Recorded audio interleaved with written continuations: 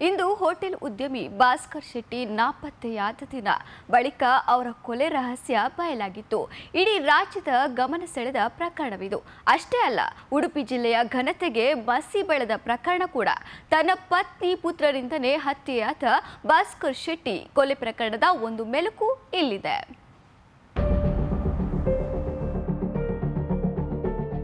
ಅದು 2016ರ ಜುಲೈ 22, ಅಂದ್ರೆ ಸರಿಯಾಗಿ 1 ವರ್ಷದ ಹಿಂದೆ ಇದೇ ದಿನ ಉಡುಪಿಯಲ್ಲಿರುವ ದುರ್ಗಾ ಇಂಟರ್ನ್ಯಾಷನಲ್ ಎಂಬ ಹೋಟೆಲಿನ ಮಾಲೀಕ ಭಾಸ್ಕರ್ ಶೆಟ್ಟಿ ನಾಪತ್ತೆಯಾಗಿದ್ದಾರಂತೆ ಎಂಬ ಸುದ್ದಿ ಬಹಿರಂಗವಾಗಿತ್ತು. ಹಿಂದಿನ ದಿನ ಹೋಟೆಲಿನಿಂದ ತೆರಳಿದವರು ಇದ್ದಕ್ಕಿದ್ದಂತೆ ಕಾಣೆಯಾಗಿದ್ದರು. 3-4 ದಿನಗಳ ಬಳಿಕ ಅವರ ತಾಯಿ ಗುಲಾಬಿ ಶೆಟ್ಟಿ ಅವರು ಭಾಸ್ಕರ್ ಶೆಟ್ಟಿ ಪತ್ನಿ ರಾಜೇಶ್ವರಿ ಮತ್ತು ಪುತ್ರ ನವೀನ್ ಶೆಟ್ಟಿ ಅವರ ಮೇಲೆ ಶಂಕೆ ವ್ಯಕ್ತಪಡಿಸಿ ಪೊಲೀಸರಿಗೆ ದೂರು ನೀಡಿದಾಗಲೇ ಭಾಸ್ಕರ್ ಶೆಟ್ಟಿ ನಾಪತ್ತೆ ಪ್ರಕರಣ ಮಗ್ಗಲು ಬದಲಿಸಿತು.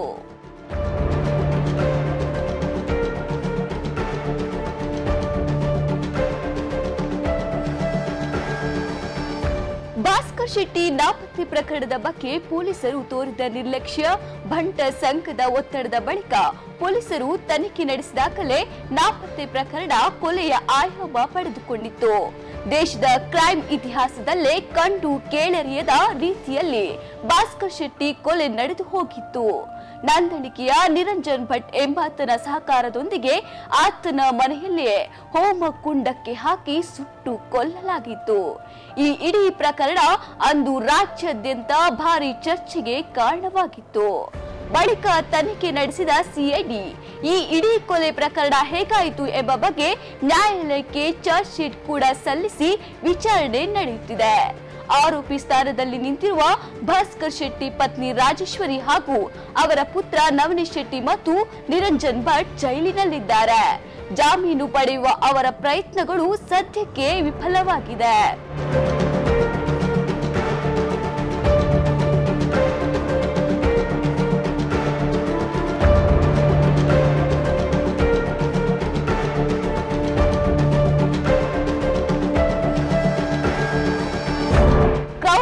ಪರಮಾವಧಿ ಎಂದೇ ಪರಿಗಣಿತವಾಗಿರುವ ಭಾಸ್ಕರ್ ಶೆಟ್ಟಿ ಕೊಲೆ ಪ್ರಕರಣದಲ್ಲಿ ಆರೋಪಿಗಳಿಗೆ ಶಿಕ್ಷೆಯಾಗುತ್ತಾ? ಈ ಬಗ್ಗೆ ಕಾನೂನು ತಜ್ಞರಿಗೆ ಇನ್ನೂ ಸಂದೇಹವಿದೆ. ಭಾಸ್ಕರ್ ಶೆಟ್ಟಿ ಮೃತದೇಹ ಸಿಗದ ಕಾರಣದಿಂದಾಗಿ ಆರೋಪಿಗಳು ಬಚಾವಾದ್ರೂ ಅಚ್ಚರಿಯಿಲ್ಲ ಎಂಬ ವಾದವೂ ಇದೆ. ಆದರೆ ಬಲವಾದ ಸಾಂದರ್ಭಿಕ ಸಾಕ್ಷ್ಯಗಳಿರುವುದರಿಂದ ಕೊಲೆ ಸಾಬೀತಾದರೂ ಆಗಬಹುದು ಎನ್ನಲಾಗುತ್ತಿದೆ. ಒಟ್ಟಾರೆ ಸ್ವಾರ್ಥಕ್ಕಾಗಿ ಮನುಷ್ಯ ಏನು ಮಾಡಲು ಹೆಸುವುದಿಲ್ಲ ಎಂಬುದಕ್ಕೆ ಈ ಘಟನೆ ಒಂದು ನಿದರ್ಶನ. ಅದು ಉಡುಪಿಯಂತಹ ಬುದ್ಧಿವಂತರ ಜಿಲ್ಲೆಯಲ್ಲಿ ನಡೆದದ್ದು ಮಾತ್ರ ವಿಪರ್ಯಾಸ.